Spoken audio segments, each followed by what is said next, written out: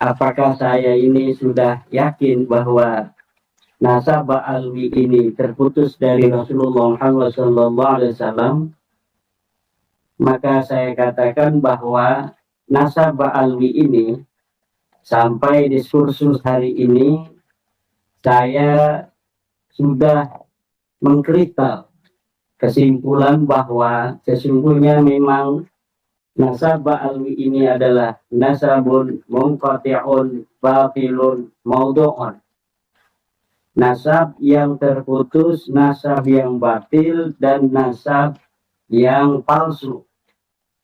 Nasab yang tidak bisa dikonfirmasi oleh ilmu pengetahuan di dalam kitab-kitab nasab yang ada sejak abad ke-4, ke-5, ke-6, ke-7, ke-8, sampai ke-9 Hijriah. Yang kedua adalah menurut ilmu DNA, nasab alwi ini adalah nasabun mustahilun. Nasab yang mustahil dia sebagai keturunan baginda Nabi besar Muhammad Shallallahu Alaihi Wasallam. Kenapa? Karena saya sudah bertanya kepada pakar DNA. Di mana pakar DNA, saya kutip Dr. Arikem dan Dr.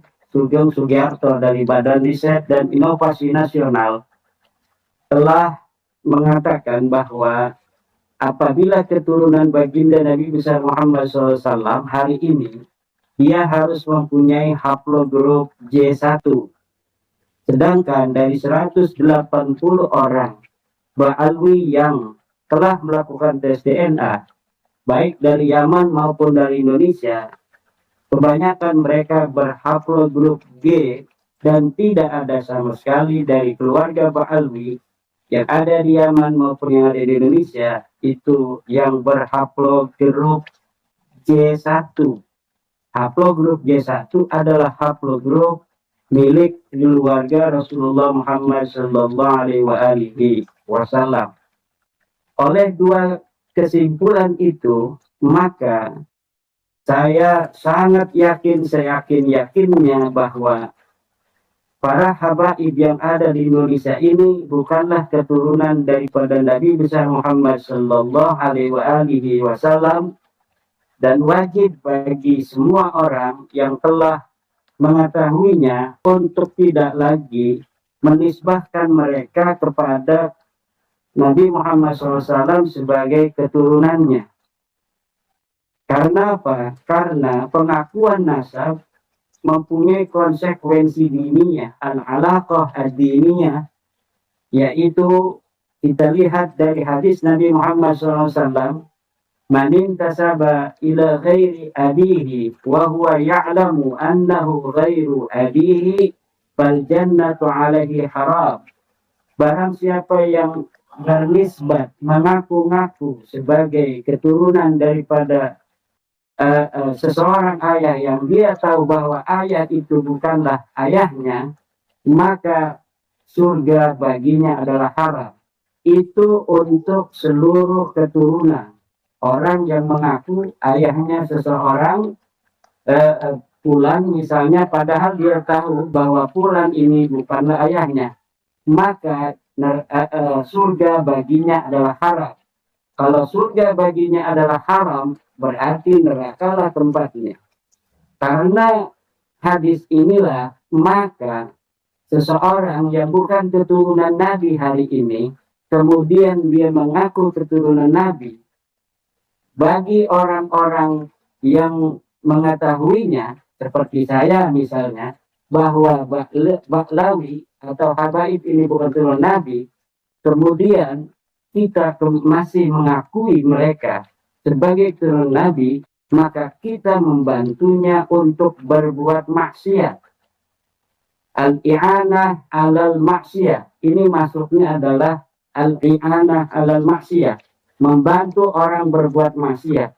Karena telah jelas Ahmad bin Isa itu tidak mempunyai anak bernama Ubaid, telah jelas bahwa Ahmad bin Isa tidak hijrah ke Yaman, telah jelas bahwa Ahmad bin Isa ini bukanlah keturunan tidaklah merupakan ayah daripada Ubaid itu, dan dari sisi DNA sudah jelas dari para habaib Baklawi ini dari Yaman dan dari Indonesia yang telah melakukan tes DNA-nya tidak linear dengan tes DNA daripada keturunan Nabi besar Muhammad Sallallahu Alaihi Wasallam. Nah, maka drama pengakuan Baklawi ini sebagai keturunan Nabi yang telah berlangsung 550 tahun sampai hari ini, dari mulai kitab pertama keluarga mereka, Al-Burqatul Musyiqah, yang dikarang oleh Ali As-Sakran 895 Hijriah, sampai hari ini 1445 Hijriah, ini telah berlangsung 55 tahun. Angka 550 tahun ini adalah angka keramat, karena ternyata 550 tahun itu adalah angka yang sama dari mulai Ahmad bin Isa wafat sampai nasabnya diakui oleh keluarga Baklawi di tahun 895 Hijriah. Kalau yang punya kalkulator, silahkan diuji, silahkan dihitung. Dari mulai wafatnya Ahmad bin Isa 345 Hijriah sampai pengakuan pertama mereka 895 Hijriah adalah 550 tahun. Kemudian hitung 895 Hijriah sampai hari ini 1445 Hijriah adalah 550 tahun juga. Saya mempunyai pemikiran bahwa angka 550 tahun inilah angka terakhir yang diberikan Allah Subhanahu wa Ta'ala untuk Baklawi mengaku sebagai keturunan Nabi besar Muhammad SAW. Rupanya Allah Subhanahu wa Ta'ala tidak akan lagi memberikan waktu kepada para habaib yang mengaku sebagai keturunan Nabi ini untuk mengakui nasab yang bukan nasabnya. Waktunya sudah berakhir dan semua sudah selesai. Ya, sangat jelas. Kitab-kitab nasab yang sudah ada sejak siri silsilatil alawiyah pada abad keempat itu tidak menyebutkan nama daripada Ubaid sebagai anak Ahmad bin Isa. Kitab Tahdzibul Ansab di abad kelima karya Al-Ubaidili tidak menyebutkan. Kitab Al-Majdi tidak menyebutkan. Anak lainnya disebut. Kitab Muntaqilatul Talibiyah tidak menyebutkan Ahmad bin Isa mempunyai anak bernama Ubaid. Kitab Asyajaratul Mubarakah tidak di abad ke-6 597 Hijriah. Kitab itu dikarang oleh Imam Fakhruddin Ar-Razi, menyebutkan anaknya cuma 3. Anaknya yaitu Muhammad, Ali, dan Husain. Tidak ada anak bernama Ubaid. Kemudian kitab-kitab lainnya, kitab Al-Asili, kitab As-Sabatul Musad, kitab Umdatul Talib, karangan Ibnu Inabah yang ada di abad ke-9 pun, abad di mana Ali As-Sakran keluarga Baklawi ini mengaku diri sebagai keturunan Nabi, ini tetap tidak mencatat mereka sebagai keturunan Nabi besar Muhammad Sallallahu Alaihi Wasallam. Dan lalu kalau bertanya siapa lalu ayahnya Ubaid? Ayahnya Ubaid telah saya dapatkan. Ubaid ini punya ayah namanya Isa bin Alwi. Menurut kitab Tuhfatuz Zaman karangan Husain Al-Ahdal, wafat 855 Hijriah, bahwa Ubaid ini adalah anak dari Isa bin Alwi. Jadi namanya mirip-mirip. Kalau Baklawi ini kan Alwi bin Ahmad bin Isa. Sementara nasab yang sesungguhnya dari Ubaid ini adalah Ubaid mempunyai ayah namanya Isa Isa mempunyai ayah namanya Alwi. Sampai di situ nasab ini sebenarnya adalah nasab cangkokan dari Bani Ahdal. Jadi ada sebuah klan di Hadramaut yang terkonfirmasi direportase oleh sebuah kitab sejarah di abad ke-8, yaitu oleh seorang historian yang bernama Al-Janadi, wafat 732 Hijriah, di mana di dalam salah satu bagian dia menyebut nama seorang leluhur Bani Ahdal. Leluhur Bani Ahdal ini yang bernama Muhammad disebutkan oleh kitab As-Suluk fi Tabaqatil Ulama wal Muluk itu karangan Al-Janadi, bahwa dia hijrah dari Irak menuju ke Yaman. Kemudian keluarga Ali Asakran ini, Ba'lawi, mempunyai sebuah kesimpulan sendiri bahwa Muhammad yang disebutkan oleh As-Suluk itu adalah merupakan saudara dari leluhur mereka, saudara sepupu dari leluhur mereka. Nah, kalau saudara sepupu berarti satu kakek. Jadi pertama kali keluarga Ba'lawi ini mencangkokkan nasabnya kepada Rasulullah itu melalui pencangkokan kepada Bani Ahdal. Di mana Bani Ahdal telah tercatat di dalam kitab As-Suluk. Saya ulang lagi supaya dapat dicerna. Nah, namun sayangnya di dalam kitab As-Suluk itu, walaupun Bani Ahdal Muhammad yang katanya pindah dari Irak ke Yaman ini disebut sebagai Syarifun Husainiyun, seorang syarif yang Husaini, keturunan daripada Husain, ini tidak disebutkan silsilahnya. Jadi pertama kali ketika ada nama Muhammad yang datang dari Irak menuju ke Yaman, maka keluarga Ba'lawi ini mengatakan itu adalah saudara sepupunya dari leluhurnya. Tapi tidak ada silsilah. Akhirnya mereka masing-masing, keluarga Bani Ahdal yang ada di abad 9 ini dengan keluarga Ba'lawi yang membonceng, masing-masing beristihad sendiri. Masing-masing beristihad sendiri. Bani Ahdal beristihad mencari amudun nasab, nama-nama nasab ke atas. Dia menemukan secari kertas yang mengatakan bahwa Muhammad ini adalah Muhammad bin Sulaiman bin Ubaid bin Isa bin Alwi bin Himham bin Aun bin Musa Al-Kadhim. Al-Kadhim ini kan sudah terkenal sebagai cucu daripada Sayyidina Husain.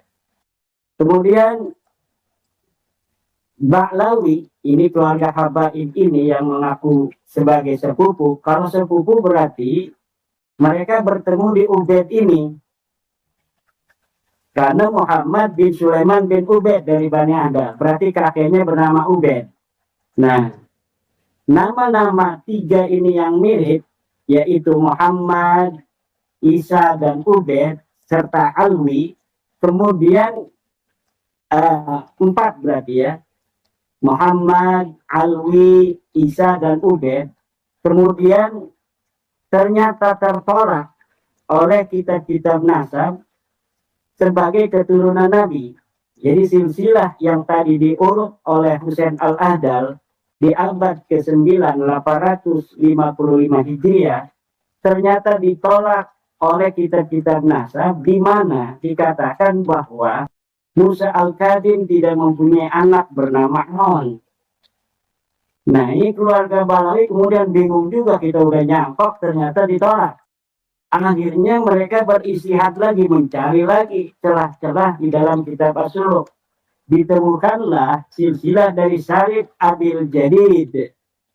Nah, Sarid Abil Jadid ini kebetulan disebut keluarga Alu Abi Alwi, keluarga Ba'alwi.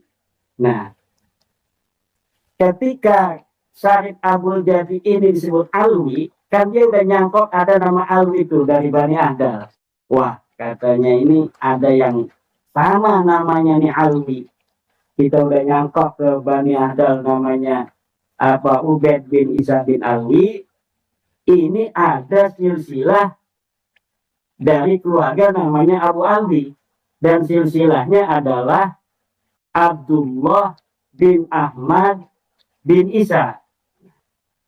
Kreasi daripada keluarga Ba'alwi ini kemudian Ubaid ini dialiaskan sebagai Abdullah yang ada di dalam silsilah Syarif Abdul Jadid itu.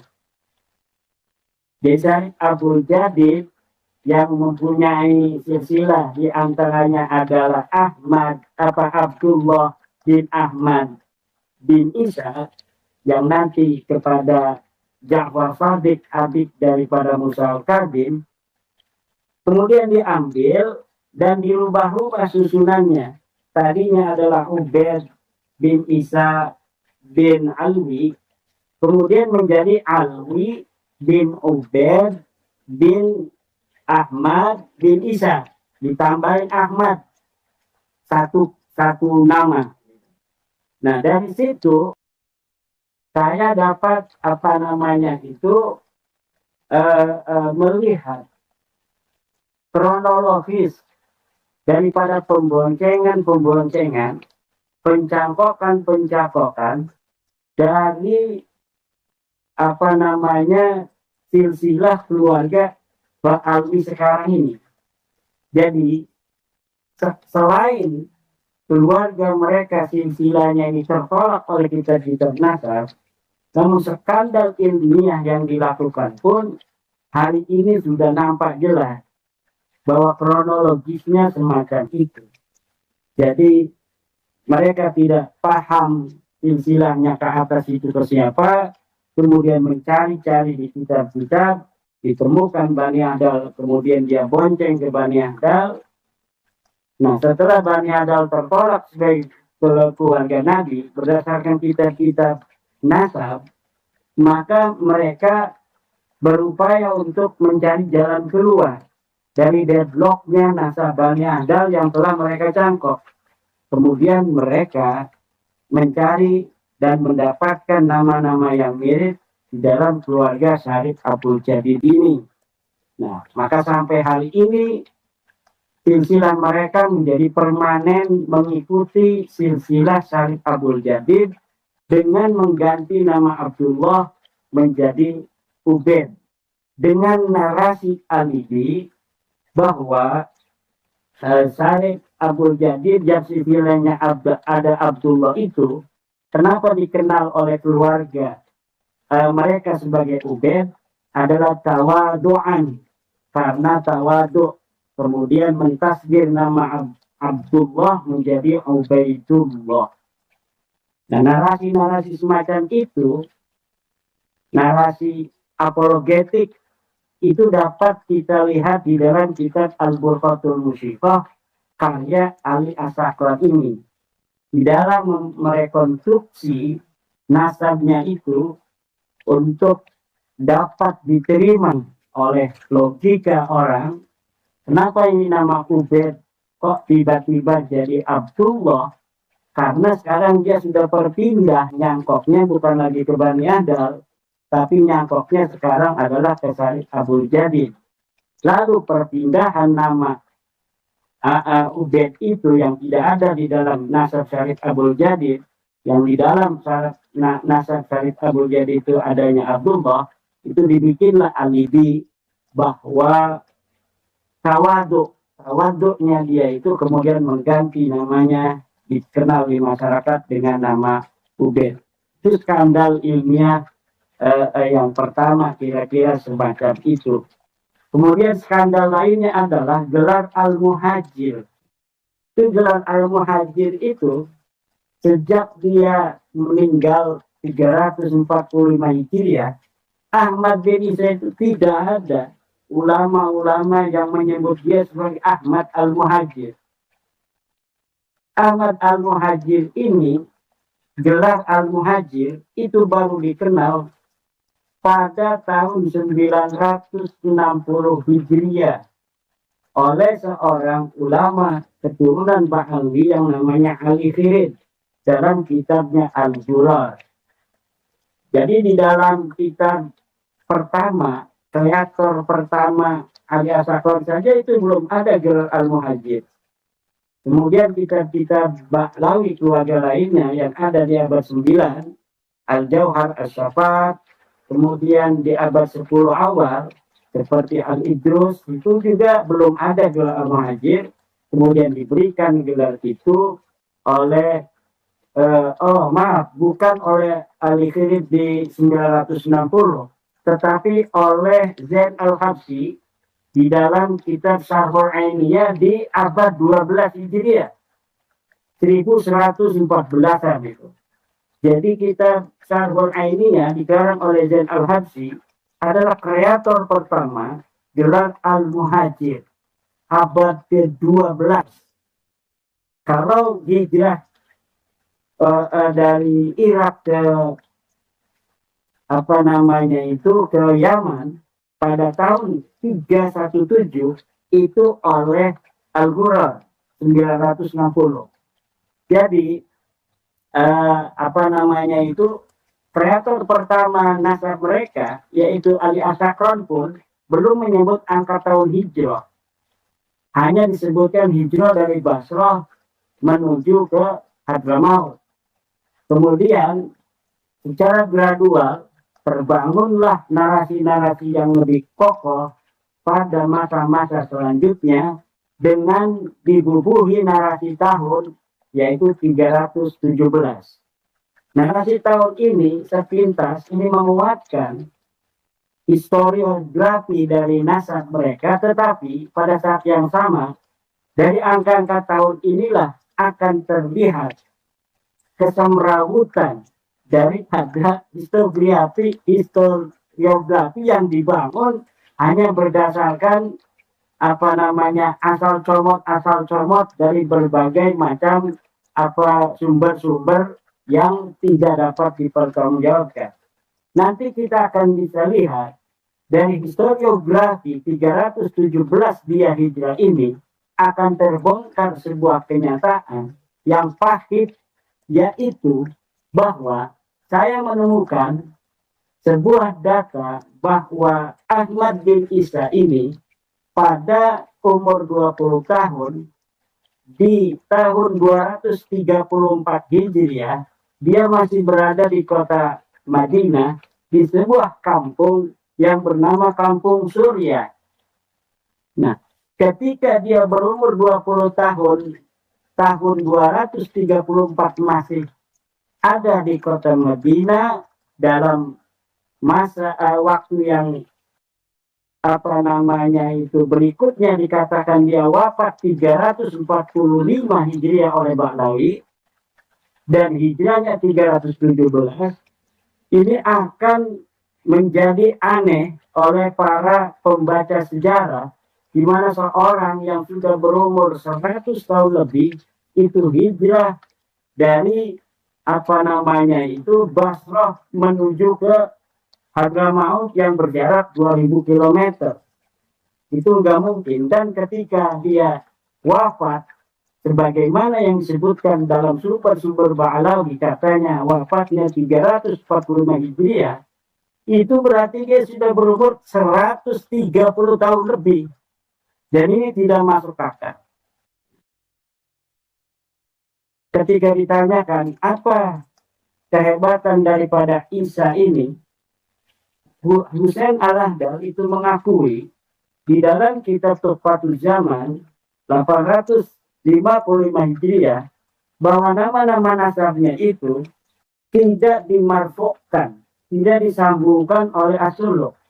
Namun dia menemukan di ba'di ta'aliq, hanya di dalam sebagian tulisan-tulisan di pinggir kitab. Artinya tambahan-tambahan dari para ulama yang menulis atau mengkaji kitab itu, kemudian dia menulis silsilah dia begini. Kemudian ta'alik ini yang ada di pinggir kita atau di kertas, satu kertas, dua kertas, dia masukkan di dalam kitabnya.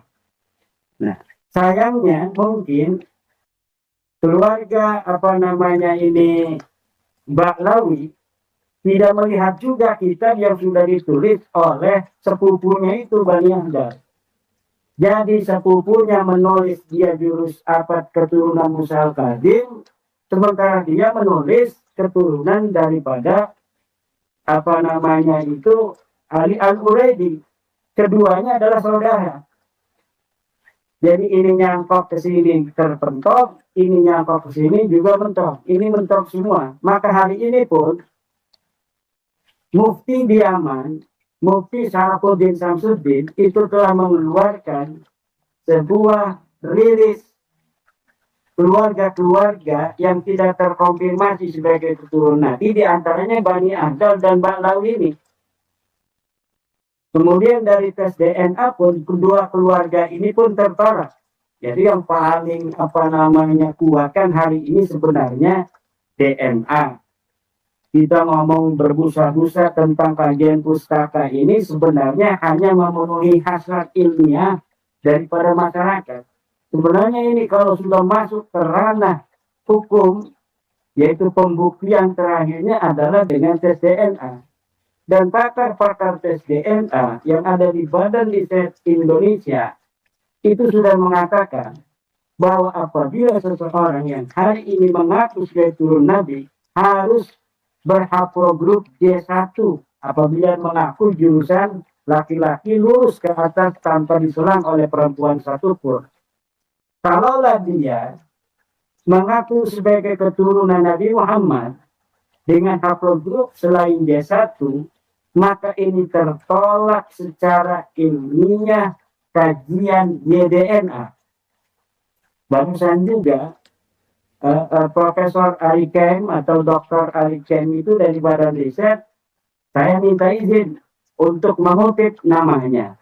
Kata beliau, silakan dikutip. Artinya, kita tidak hanya membaca, tetapi juga kita menggali dari keyakinan seorang peneliti akan ucapannya atau narasinya. Kemudian dia mengatakan hal yang seperti saya sebutkan tadi. Jangankan sebagai turun Nabi, keturunan Ibrahim saja bukan. Kenapa?